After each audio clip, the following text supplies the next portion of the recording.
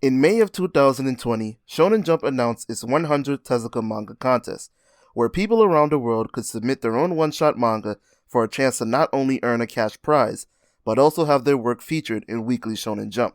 I, along with many others, were excited to see the results of this competition, as it was a huge opportunity for manga creators. However, after many months of the global pandemic, I found myself completely unaware of the event. Near the end of 2021, I suddenly remembered the contest and was surprised to see that it had ended. Despite what I perceived as a momentous occasion, I had heard nothing about it on any social media. Now that the contest is over and there are no more submissions, I'd like to go through as many of the one-shots as I possibly can to take a look at all of the talented creators who entered this competition, thus beginning my Tezuka manga contest arc.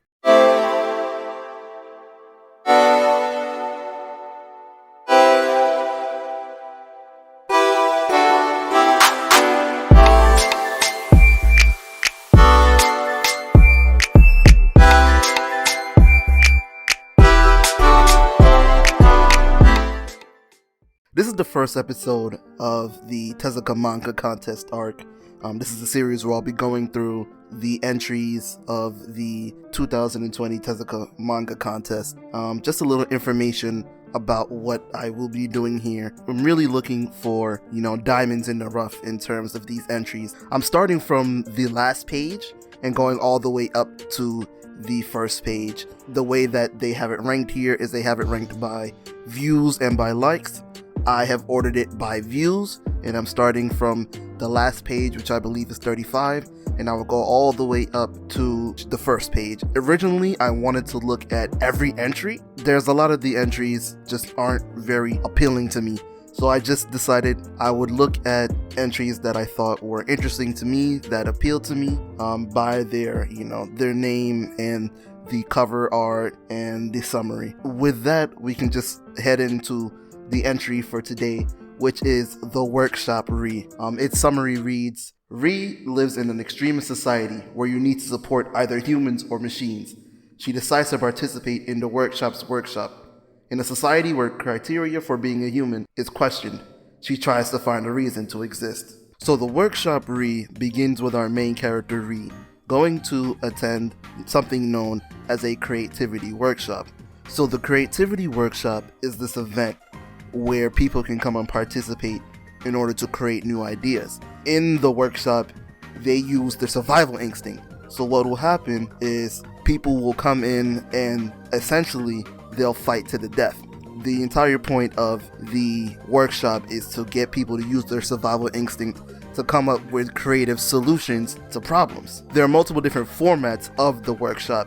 They have close range workshops, long range workshops, assassination workshops, workshops about tag, but the entire point of the workshop is to create these innovative ideas using all of the advanced technology that they have in this world. Humanity has gotten so advanced to the point where they can replace limbs, but that also brings a problem of, what makes somebody human. For example, when Ri goes up to sign up for the workshop, there is this attendant behind the desk. Her name is Telly.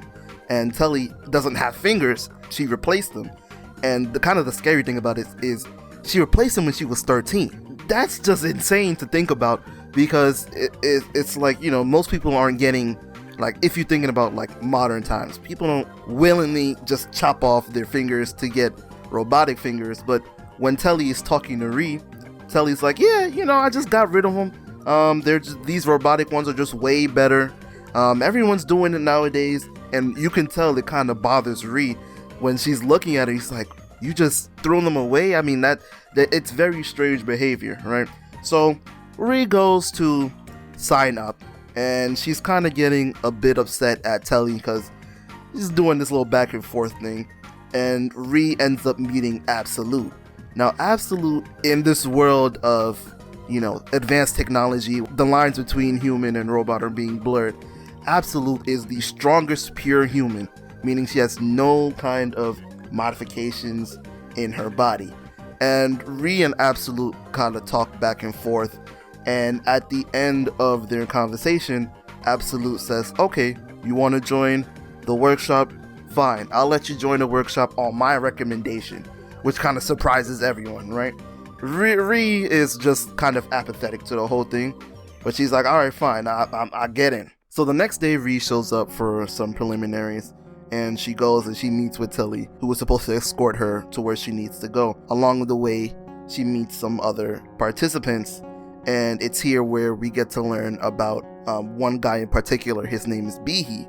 Now, Bihi is this guy who like vehemently hates people who modify their bodies with machines, to the point where he's gotten this kind of like reputation around him, like him being like very ruthless to these people with modifications.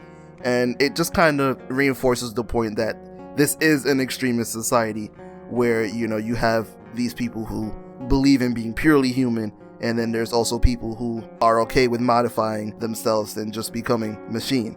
So with Bihi, you can kind of see like exactly what society would be like, you know, for outside of this workshop. Here's this guy who is not a fan of, you know, having people modifying their body with robotics, to the point where he has this reputation of just being extremely dangerous towards those kinds of people.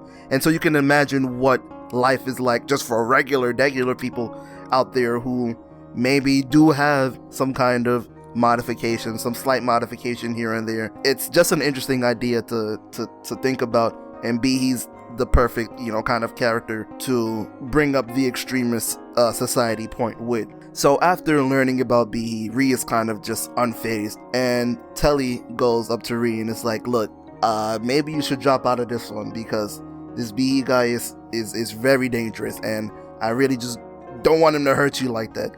Ri is like, don't even worry about it. I got it. I'm all good. I can probably handle him. I'm a lot stronger than I look. So she decides to go and continue, and she meets up with this guy called Professor Insty. Professor Insty is the one that's running the close quarters workshop event. So he looks at her documents and notices that Absolute has given her recommendation. So he's like, oh, okay, cool. You know, hey, I'll let you go. You got Absolute's recommendation. That's pretty much a free pass. Here's some things I just want to explain to you before you go into the workshop so that you can understand all of the rules. So Insty talks about the founder of the workshop, and the story of it essentially goes that the founder was living in whatever nation that they live in. So living in this nation that was like basically inferior to the other nations, the founder had two ideas. His first idea said, our times strive on innovation. And his second idea says, comfort is poisonous. So with those two ideas, he decided to form the workshop. So the workshop was created to have people fight to the death. And during this time, they will be studied to see if they come up with any creative solutions. Their philosophy is, once you're pushed to the edge, you'll do everything you can in order to survive. Those death-defying solutions are the things that they are looking for, are the ideas that they really want to see. Insty goes and he explains to Ri that the workshop will work like this. First, they'll check you up, and then right before the fight, they'll give you some nanobots to track your vitals to make sure everything is all good. And, you know, during the fight, they'll check the nanobots to make sure that your vitals are okay.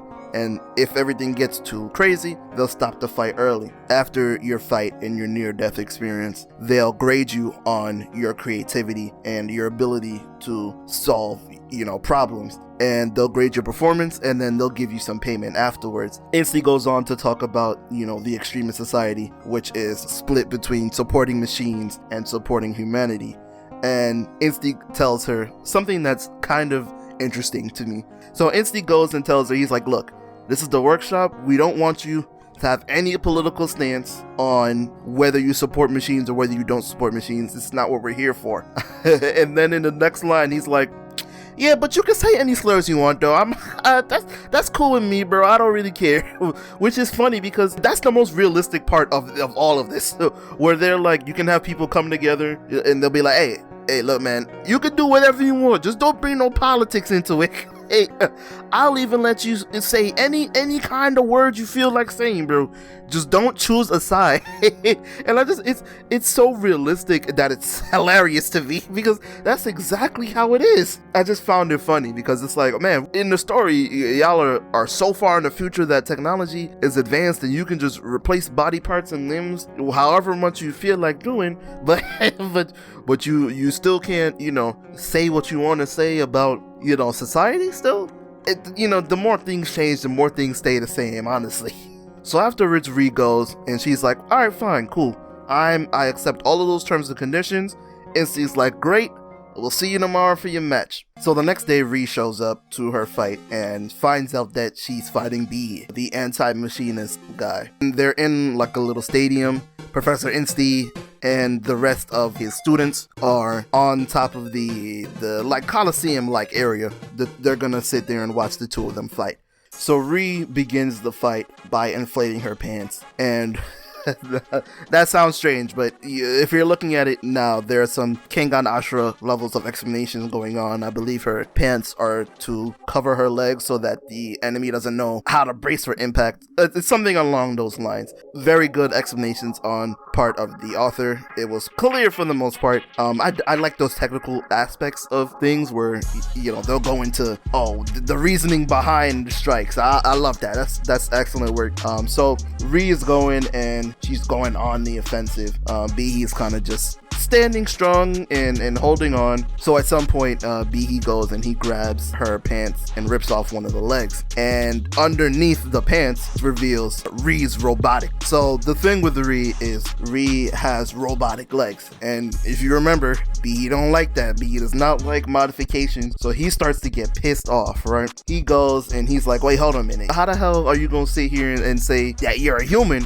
when half of you is machine? And this idea pisses off Ree as well, because she's like, I am human. Look, just because I got some metal legs doesn't mean that I'm not human. So Bihi decides to use his hint. The hint basically provides extra information about who your opponent is. So for B, he uses his hint to get more information about Ree. So Professor Insti goes and explains about Ree's robotic legs, saying that they have like revolvers and connectors, but what I got from it was that her legs are like whips basically. They can move freely and then they can stiffen up, and it basically does a lot of damage. So Ree is, kind of sitting there, and she's also upset at Bihi because he's insulting her humanity. So Ree is like, okay, I want to use my hint against Bihi as well. Professor Insti continues with Bihi, revealing that his muscles have been modified with metal strings, and he uses this like bulletproof glass example, saying that glass on its own is weak, but when you sew like metal strings in it, it becomes bulletproof glass. So the same idea is applied to Bihi and the metal strings in all of his muscles, practically just making him a lot tougher in his defense and a lot tougher in his offense as well. And I do like that. Like I said, I love the Kengan Ashura Baki level explanations that go on. It's definitely a smart idea, because originally when he said he has metal strings in his muscles, I was like, okay, but then he was like, oh yeah, but it's like a bulletproof glass. I was like, oh shit, that's dope, man, that's kind of cool. So when Professor Insti is mentioning the metal strings, he mentions something known as the human code. The human code, as told by the author, are the set of rules in this society that people must follow to be considered human. Now, while Bihi does have modifications, it seems under the human code he's still considered human, which he takes great pride in. But it also seems that Ree's modifications are too much. So after both fighters learn more information about each other, the fight continues. Ree's trying to go on the offensive using the same moves that she used before, but Bihi has adapted to them and is able to quickly knock her back. So Professor Insti goes and says that Ree loses a point for getting hit, but Bihi gains no points because his strike wasn't deemed as creative enough, which is definitely an interesting idea. I find the idea of judging creativity interesting, because like, what deems a creative enough hit? It's very hard to discern what they're looking for. Like, what if he did like a Tatsumaki Senpukyaku, would that have been more creative than just doing his little simple kick? After being blown back, Ri gets up and she begins to state her conviction to Bihi. She says, "You want to know why I consider myself human? Because I always survive." And she goes and strikes him with a mean combo move, and it does an immense amount of damage, effectively destroying his bulletproof defense. So Bihi, who has now been knocked back by Ri, also begins to get up and state his conviction. And he explains to Ri why people like him hate machines. And I'm gonna read this quote from the actual one-shot itself because it's very good. "Do you wonder why we hate machines? Because your existence is an insult to us humans. A human has to be a humanist. Everything is made for us humans. If it makes us sad, we throw it away. If it implies we are incapable, we perish them out of existence." And honestly, that shit is just cold. That's some of the realest like rhetoric I've heard in a while. You know, just being completely honest about what he feels. You're not trying to like dance around the fact about it, like, oh, you know, we just really don't think that, you know, you should be using robotics, you know, I don't really. No, he said, no, look, we're human, this is what we do. Everything is for us. We have claimed the earth, and we're not gonna let no robots come and take our shit away from us. And it's just kind of a refreshing conviction, because most, like I said, you know, most of them would be some kind of cop-out, but he says what he means on his mind. It's wrong. It's definitely, it's a terrible conviction to have, but his conviction makes sense. I can believe that he feels this way about people who use modifications. And coming back to modifications, Ri goes, sir, you're using modifications as well. And he's like, man, I've heard this question so many damn times, right? So verbatim, he says, my modifications are so that I can keep opposing you tin cans. They're all under the human code, you know? They're just equal to 5% in volume, which is within the human range. But you can be sure, once machines are gone, I'll rip them out myself. And so you can see that he's really standing by his word. His idea is, I hate machines. I hate people who think that they can cut off a part of their body and replace it with a machine and still consider themselves human. I'm only gonna go so far to get modifications where I can stand up to y'all so I can get rid of every last one of you. Once I'm finished with my goal, I'll tear out these metal threads out my muscles so quick. It's insane. It's insane when you really sit down and think about it. But it's the most believable thing I have ever heard. There's so many issues in 2022, bro. So many issues just about like very stupid things that are like very base level. And sometimes I look at the issues, I'm like, bro, can't you just let people do what they want to do? You know what I'm saying? As long as it's not hurting nobody, or it may not be what you want to do, but it's not doing nothing to nobody. These people in the story are getting, you know, little robotic enhancements. It's okay. She has robotic legs. So what? Why is that such a problem? This sounds like some shit that would happen today. Like if today they were like, all right guys, we came out with some new shit. Everyone can get whatever you need, bro. We got you a robotic head, robotic limbs, robotic toes, bro. I got you. You don't think there would be some issue now? So after hearing, you know, Bihi's conviction, Insty is up on top of the Coliseum and he's like, ladies and gentlemen, this is the shit we made the workshop for. And Bihi starts first by entering a new form. It's modification overflow.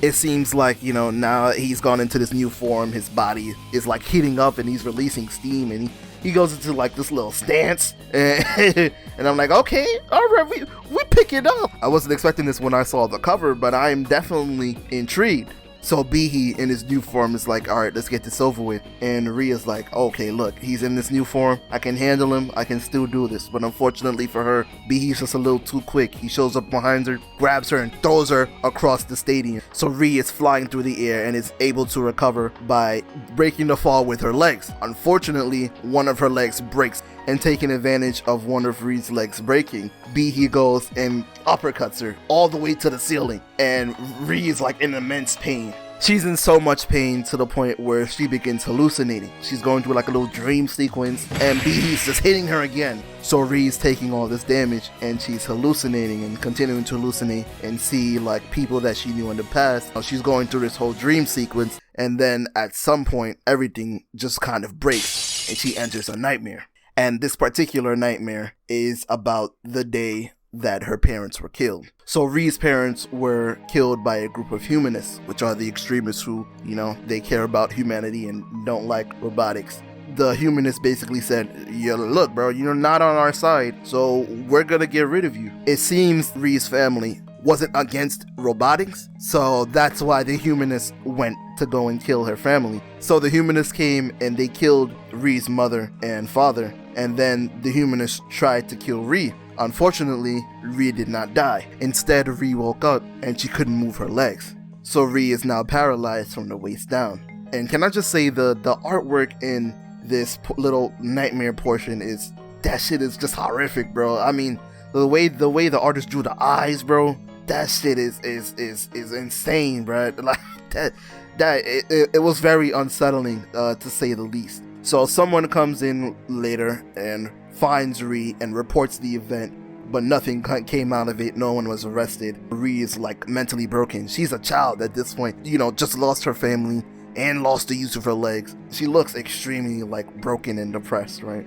And during this terrible time of her life, she comes to a conclusion. I should have just died that day. I shouldn't be alive right now. When she comes to this conclusion, she's like, okay, I know what I'm gonna do. So she decides to replace her legs with robotic legs, and she faces massive backlash from her community. From the way the story is structured, I believe she lived in a community of humanists. Ree at this point is just like, man, I don't give a damn what y'all think. I'm gonna do what I want to do. So she kind of becomes a machinist and starts supporting machines so that she can get her legs. And now that she has her legs, she has this idea in her head, and she's like, I'm just ready to kill myself. I know exactly the way I'm gonna do it. I'm gonna go to the workshop and I'm gonna have them kill me. And that shit is when I read it the first time, I was like, damn, that is crazy. Just the entirety of this situation, to have something like that happen to you, I can literally only imagine that. She has this idea, I'm gonna go participate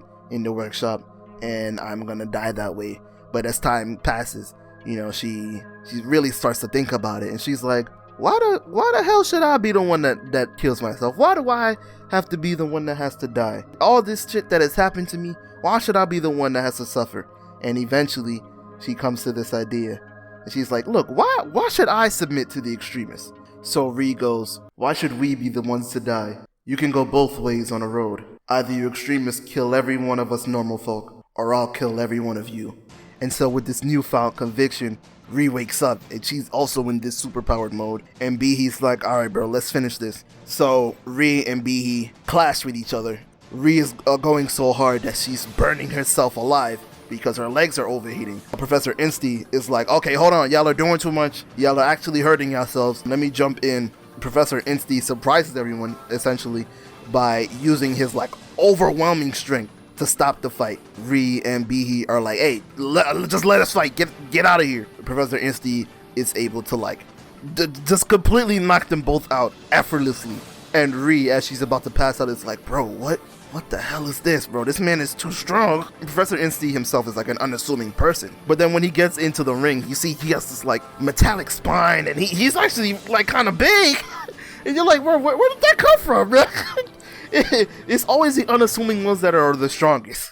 Ree wakes up in the medical room and is greeted by Absolute, who has her payment and her results. Ree finds out that she failed the workshop and she gets upset, and she's like, I put all this work in, I damn near burned myself alive, and I get no recognition for it. She talks to Absolute and is like, I've known you since I was 3. Ree, in her tirade, she's like, why do the strongest exist if you can't even ease the pain of the rest of us? And it's like, that's really how it be though. That's really how it be. How many people are out there that have ultimate power while the rest of us are just sitting there struggling to do just regular things? It's that idea that in order to get to that place of power, you have to step on the backs of everyone else. And it's really a shame, because a lot of the times you would think, look, we have so many issues just in humanity, wars, hunger, homelessness, all these different ideas that could be solved. And I'm not even talking about like regular people, because a lot of these, ideas like, oh, save the planet, or donate money to charities for hunger and things like that. Those are all great things. I support those things. Hey, if you want to donate your money, that's great. Support, donate your clothes, do all those things. I love that. If you've ever noticed, all of those things fall on regular people. You never see like millionaires going out and just, you know, being philanthropic a lot of the times, you know, like McDonald's, for example. McDonald's, anytime you go to this is a strange tirade, but anytime you go to McDonald's is always like, hey, look, you want to round up your money to go and donate to St. Jude's? And I'm like, you know, I'm broke, bro. I'm eating at McDonald's. Why would you ask me that? Why would you ask me if I want to go and donate my money to St. Jude's? I feel for those children, but I do not got the bread for that. Why don't you go and donate to St. Jude's? That should not even be an option for you to ask me. Because you are a $1 billion company trying to ask me who work some minimum wage job, barely getting unemployment, like asking me for my hard-earned money. You're out of your mind, bro. That's what Ria is really trying to say here. She's just like frustrated with it all, and I understand that because it's really fucking frustrating. To really think about it. You go through so much. There's so many. The amount of people that are out there suffering right this minute that could have their problems solved by somebody who actually has money or has power or has influence. And it's just like, all of my problems could be solved tomorrow if I got a large influx of money. if a billionaire tomorrow was like, look, bro, here's $1 million. Here you go, bro. I know you got some problems. Figure it out. I'd be good. I'd be good, man. But we're gonna start talking about this, bro, before I really get upset. I love real world stories that use like current events. That's my favorite shit. Political shows or manga or anime, that's my shit right there, because you really get to see like, wow, this is really just the same kind of issues we're all dealing with. You know, this isn't anything new, and even though the workshop is set in the far future, the same problems exist. So Absolute goes, all right, man, why did you want to join the workshop? And Ria's just like, I just wanted to kill myself. And Absolute goes and is like, look, I understand why you feel like you should blame me for not protecting you. You know, I get that. I am the strongest pure human. I understand where you're coming from. But somebody like you could have killed yourself a long time ago. You didn't really want to kill yourself. It's essentially what Absolute says, which I don't really agree with that. But I understand what Absolute is saying. I wouldn't have said it like that. But Absolute goes like, look, what you're looking for is strength, and you want to get strong. The workshop wants to see you again, and they want you to continue to participate. And then that's basically the end of the workshop. Absolute gives her little pep talk and says, what you really want is strength. You really just want the ability for people to never mess with you again. And that's a very nice sentiment to end on. You know, it's strength is really an important thing, and not just like physical strength, mental strength, you know, just having fortitude and having the ability for people not to mess with you. That's ultimate power. And that's the end of the workshop. Excellent work by the author. The artwork was very nice. It's 25 pages, but the way that they set it up, there's a lot of panels, so it took me a hot minute to read out. When I first read it, I was like, this can't be no 25 pages, bro. This kind of long, but it's very good. The artwork is kind of simplistic where it needs to be, but it works. It tells a very good story despite its artwork. I believe this was the author's first manga, and to that, excellent work, bro. That was some good shit, man. Yeah, you told a very good story. I was really captivated by the workshop due to its real worldness, you know, the ideas of, you know, the extremist society, and very much like our own modern extremist society, where if you're not with one group, you're against the other group, or you can't even be in between groups. The idea of, you know, being on one side or the other. There's also, you know, just the idea of having people who are just so adamant about their beliefs that they be willing to just strike you down. And that's really my issue with things like this, where it's like, if it was just like, I just don't like your opinions, I won't fuck with you, I'll be like, alright, that's fine. But then people take it to the next level and start like assaulting you over your willingness to do one thing or another. That's where the line is crossed for me. And unfortunately, that's the most common form of like disagreement. Oh, you don't like me doing this? Alright, I'm gonna go and shoot you. Or you don't like me doing that? I'm gonna make your life a living hell. I'm gonna make it so that you have to look over your shoulder anytime you go out anywhere.